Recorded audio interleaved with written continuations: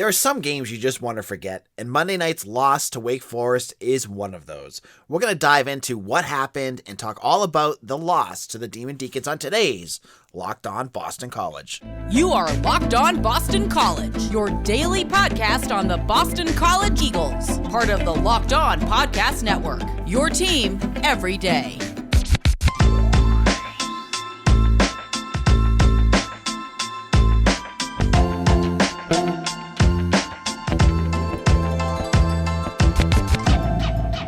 This is Locked On Boston College. I am your host, AJ Black. I am also the editor and publisher of bcbulletin.com. Today's episode is brought to you by Sonos. Experience the game like never before with Sonos Arc, the premium smart soundbar for TV, movies, music, gaming, and more. Visit Sonos.com to learn more. Boston College crushed on Monday by the Wake Forest Demon Deacons as they lose a game that was never, ever even close, 87-57. What were the issues in this? You name it, it was an issue. Boston College could not shoot. They shot 24% on the game. They were around 20% going into halftime and got a little better in the second half, but man, they just could not. It felt like the rims were rigged. I mean, BC had some good shots in there, just couldn't get anything to bounce.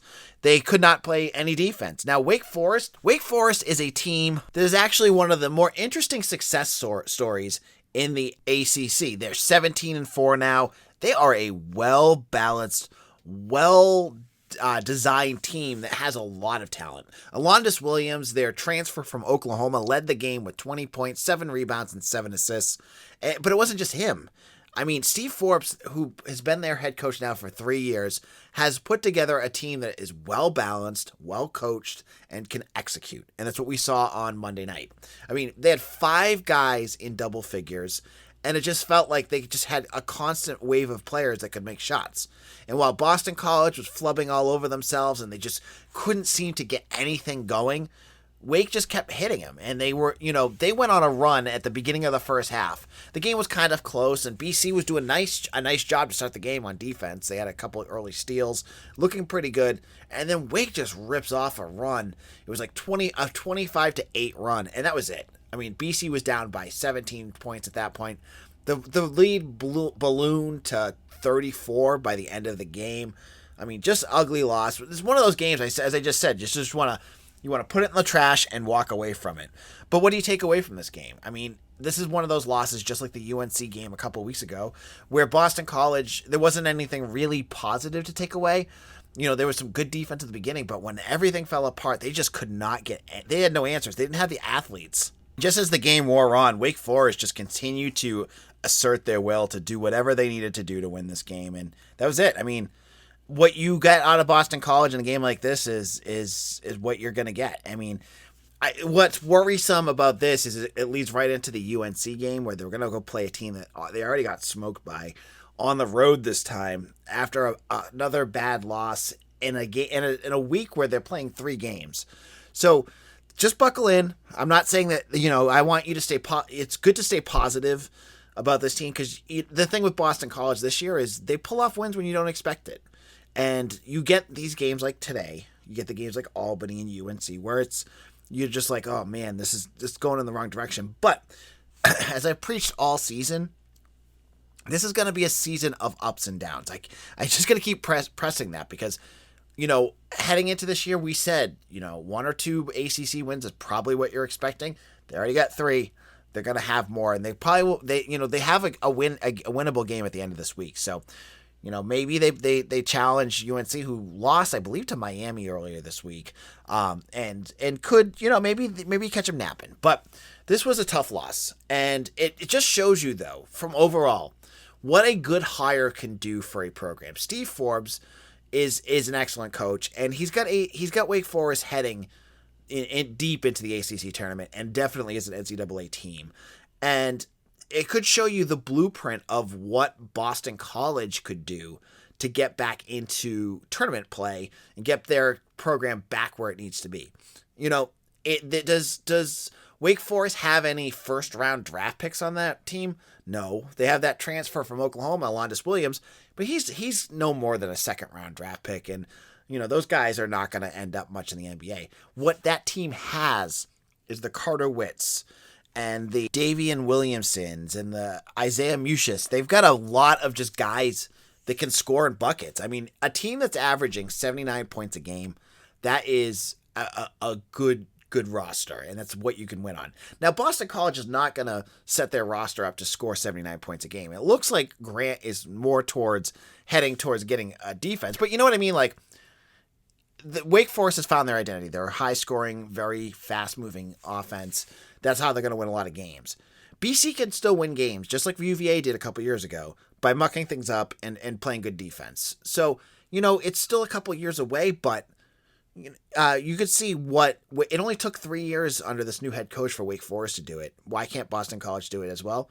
I mean, they don't have the history that Wake does, because Wake had, the Tim Duncans and the Chris Pauls, but they could do it if they hold on. Now, in a moment, we're going to continue our offensive coordinator talk in terms of what Boston College, where they are probably at this point, and what could be holding up their search and announcement of a new offensive coordinator. Now, BetOnline would like to wish you a happy new betting year as we continue our march to the playoffs and beyond. BetOnline remains the number one spot for all the best sports wagering action in 2022. New year and a new updated desktop and mobile website to sign up today and receive your 50% welcome bonus on your first deposit. Just use our promo code LOCKEDON to get started. From football, basketball, hockey, boxing, and UFC right to your favorite Vegas casino games, don't wait to take advantage of all the amazing offers available for 2022. BetOnline is the fastest and easiest way to wager on all your favorite sports. So head on over to BetOnline, where the game starts. This is Locked On Boston College, AJ Black. We're talking football now. We just talked a little bit about the basketball game from today, but let's chat a little bit about where Boston College currently stands with the offensive coordinator search. Now, Frank Cignetti over the weekend, as we reported earlier, signed his official deal with the Pittsburgh Panthers. He's going to be their offensive coordinator. I saw a article in the Pittsburgh Gazette today saying it was a real coup to get Frank Cignetti. So congratulations to them. I mean, he's walking into quite the situation there with a great offense with Keaton Slovis and Jordan Addison. But who does Boston College go with? We had Mitch Wolf on 2 weeks ago. You can go check that episode out to talk about some of the potential candidates for this job. And we are now into week 2 of probably where the search is. I mean, I know Cignetti just announced this week, but Boston College knew. He's off of their website already. So where do I think Boston College is going with this search? Now, one thing that would strike me as something to kind of keep an eye on is I have to wonder if there's 2 things I think of here. It's taking a while. First of all, everyone's going, why is this taking a while? Why hasn't Boston College named anyone yet? And there could be a bunch of different reasons. So let's throw it all on the table and kind of dissect what's going on and see where you think it is and where I think it is. So one of the reasons it could be going slow is Jeff Hafley has been in the past a little bit more methodical and slower in his decision making. Now, when he was hired, it took him about a month to hire his coordinator. Now, I don't think he's going to take that long for this one, but he could take a little bit of time, maybe get to know them, get to know what their personality is like, hear about their schemes and what they want to do with this offense, how they're going to work with Djokovic, how they're going to work with the young quarterbacks and that offensive line. I'm sure that, how he's going to work with those other coaches, recruiting. There's a lot he probably wants to kind of gather to get that information. That could be one reason why they're going slow. Another, if you're into thinking outside of the box, is that the coach is probably still coaching in one of these NFL playoff games. Maybe it's a team that was just eliminated. Maybe it's a team still in the playoffs. Now, you know that coaches like in the NFL, guys like Byron Leftwich and Brian Dabble, those are guys that had to wait to lose before coaches they could be interviewed by other programs, other teams. So there's a possibility if there's a wide receiver coach or a quarterback coach that Boston College had targeted. I know Mitch brought up Bicknell, who is the wide receiver coach for the Cincinnati Bengals. That was just the name he threw out there. They're still in there. Maybe that's a reason why we haven't heard anything yet. Now, there are names out there that have been linked to Boston College football in terms of who could be the next offensive coordinator. And as I said, Mitch had that one name for the Bengals. I really haven't heard all that much. So where am I in this whole process? Where do I think Boston College is at? I think they have a name. If I'm guessing, Jeff Hafley knows who he wants to hire. He's either got a couple names or one name, and he's interviewing. I think we'll probably find out by the end of this week because not only, when I said earlier that Jeff Hafley took a little bit of time to flesh out who he wanted in that first round, that made sense. It was near the signing period had already gone through. It didn't really make that much of a difference if it takes a month. He's still got a couple, pokers in the fire for guys that he's trying to recruit. And as you've seen on BCBulletin.com and on Maroon Gold forums, this group has been going crazy for making new offers to the class of 23, 24, and 25. So recruiting has picked up. And if you want to make, your initial move on a quarterback, if you want to get that class of 23 quarterback, whether it's William Watson or 4-star Cameron Edge or J.J. Cole from Iowa that they offered, or even Arch Manning. I'm kidding. They have no chance at Arch Manning. But if they're trying to get involved in that, you need a quarterbacks coach and you need an offensive coordinator to sell your system to these quarterbacks. So you have to imagine that they're going to want to get that name in there soon so that they're not falling behind the 8 ball when it comes to recruiting on the trail. Again, part of it's because you want to sell it to the recruits, but also you don't want to have Jeff Hafley pick out a quarterback that doesn't fit his system of this new quarterbacks coach and offensive coordinator. And you want to have your go-to guy, your coordinator, your coach be able to look at film and go, that's the guy that'll fit best in my system. That's the guy I like. I see this, and this. I like that about him. This guy, he's higher on a board from when you had Frank Zanetti here, but I see some worrisome stuff. I don't think he's the right fit. So I think that Boston College is going to need to move quick on this offensive coordinator position. I think they will because they need to in order to recruit and to kind of settle things down with this roster. Now, there's been a bunch of guys that have entered the transfer portal. There's 4 wide receivers in there. I don't think any of them have left because of Frank Zanetti. Honestly, I think it was more of a group decision between the staff and these recruits to move on because they're up against it with the roster size given the super senior issue where kids are getting extra years of eligibility and really screwing up college rosters. So I don't think any of these guys have left because of that, but you want that guy. You have the top of your chart. You have Jeff Hafley, and it branches out to Tim Lokaboo, and right now, there's a big, giant question mark. And you can settle that up when you get your offensive coordinator. And unless it is someone still in football playing right now in the NFL, or coaching right now in the NFL, I think we'll find out soon who that name will be. And stay tuned to BCBulletin.com. We'll be sure to give you any news as soon as it breaks.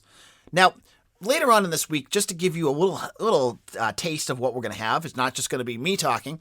On Thursday, we're going to have Dan Rubin on to talk BCEagles.com. He's going to chat with us about the women's basketball team and help preview the Georgia Tech game, a big matchup for the ladies. And then on Friday, we're going to have Mitch Wolf on to talk about all the postseason bowl games. He's going to give some previews and analysis of some of the stats that are coming out in terms of measurements and what to expect from some of Boston College players as they head into postseason play. So make sure to check out both of those episodes and be prepared. They're going to be some good ones. Now, in our final segment, we're going to go into some news, including some football news, a little bit of basketball discussion, and everything in between. You're going to want to hear that. Hey, Eagles fans, this is AJ Black with an incredible app everyone who buys gas needs to know about, GetUpside.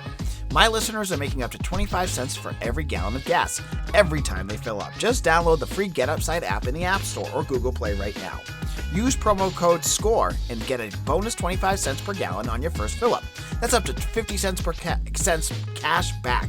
Don't pay full price at the pump anymore. Get cash back using GetUpside. Just download the app for free and use promo code SCORE to get that 50 cents cash back. Some people who drive a lot are making as much as $200 to $300 a month in cash back, and there's no catch. The cash back gets added right to your account.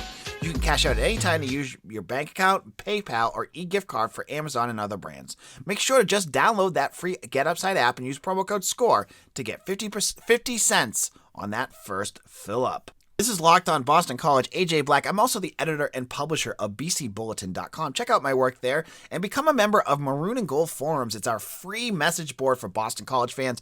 You can talk about BC sports. You can talk about BC anything on there with other diehard Boston College fans. It's a great place to join, and it's free. There's a free board. There's a pay board. If you're a premium member out of my site, you get the premium stuff. If you're free, you want the free stuff, have fun there too. But check that out. So, let's check in on the news from Boston College on this weekend. So one of the big news stories was Joe Ukaka a former Boston College football head coach, passed away at the age of 90. He's a member of the Varsity College Hall of Fame Club, and he coached from 1968 to 1977. His teams were 68 and 37, including he was the coach of the year in New England in 1971 when he had a 9-2 record there. So rest in peace to Yukika. I apologize if I get his name wrong, but obviously a big coach in Boston College's history. Another piece of news is it sounds like Jack McBain, as I mentioned earlier, is going to be a member of Team Canada in the Hockey Olympics. Man, we're talking about how poorly Boston College hockey has been playing. They're going to be without Mark McLaughlin, Drew Hellison, and Jack McBain going into some big-time games, and I believe he's going to miss the Beanpot. So Boston College is really going to be playing shorthanded in this series. So yikes. Buckle up. It's going to get rough. And back to football talk. Now this weekend, man, if you were watching NFL football, you got one of the best weekends in sports history. I mean, every single game in the NFL this weekend was an all-time classic. Now, if you were me, you would have struck out and swift 0-4 on all your bets on BetOnline, but that's a whole other story. But they were great games. I mean, between the 49ers blocking that punt, kicking a field goal to knock off Aaron Rodgers, Tom Brady almost coming back, but then the Rams getting that amazing pass to Cooper Kupp from Matthew Stafford, and then on a blown coverage. And then that Bills game. Oh my goodness. That game was insane. 28 points in the last 2.5 minutes. Back and forth. Two of the best quarterbacks in the NFL at this moment. Josh Allen has got one of the biggest bazookas for an arm I've ever seen in football, and he was just hitting shot after shot after shot. And Patrick Mahomes, he did the same thing. But it all came down to that coin flip in overtime, and that was it. They hit a pass to Travis Kelce, and then they hit the touchdown to end it to Kelce, and that was it. That was Kansas City, snipes an easy win, not an easy win, a hard-fought win, and one of the best football games I have ever seen. But with that win, that knocked out two more Boston College players out of the playoffs. We saw A.J. Dillon go out in the week before, and along with Isaac Yiadom, who we talked about, being cut, so he wasn't going to go on anyways. But in this weekend, we also saw Harold Landry get knocked out for the Titans. We also saw Tommy Sweeney and Matt Milano get knocked out. And my thoughts and condolences go to Matt Milano. I felt really bad.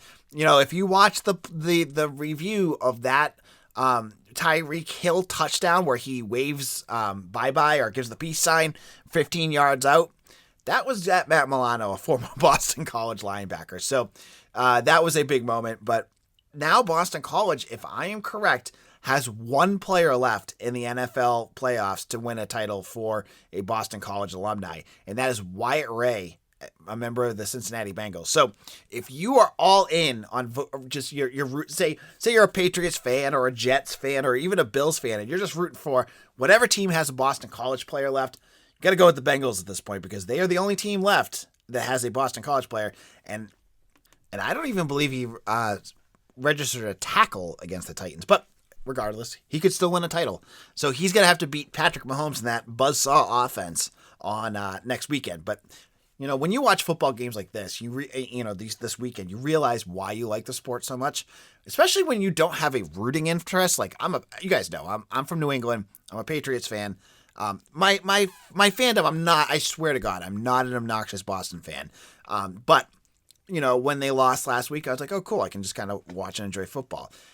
And what a treat it was to watch those games, to watch 4 games of just really, really exciting games, really exciting outcomes, excuse me. That was quite the experience. And I don't know how they're going to top it. I mean, can we just kind of cancel the rest of the games and just have the Bills and Chiefs play again in the Super Bowl? I feel like that would be fun. But anyways, on tomorrow's show, we are going to recap all the events of the day. We'll give you all the news and updates and anything else we know about the offensive coordinator position. Maybe we'll have some more recruiting news as well. So check out Locked On Boston College wherever you get your podcasts. Make sure you check us out on YouTube as well. If you've done so and you've already subscribed, it's free, it's easy, and it's a nice way to help out the podcast because YouTube really does get our name out to more people. So hit that subscribe button. Just look up Locked On Boston. If you're listening on your computer right now, go on YouTube and just look up Locked On Boston College and hit that subscribe button right now. I'll give you 2 seconds. Go ahead. All right. Hopefully you did that. Hit that subscribe button. Write a comment there too. If you're a commenter, all of this helps grow our podcast. So I want to thank each and every one of you that has made Locked On Boston College part of your daily routine. We'll be back again tomorrow with even more news. Thank you again. This is AJ Black. Have a great night.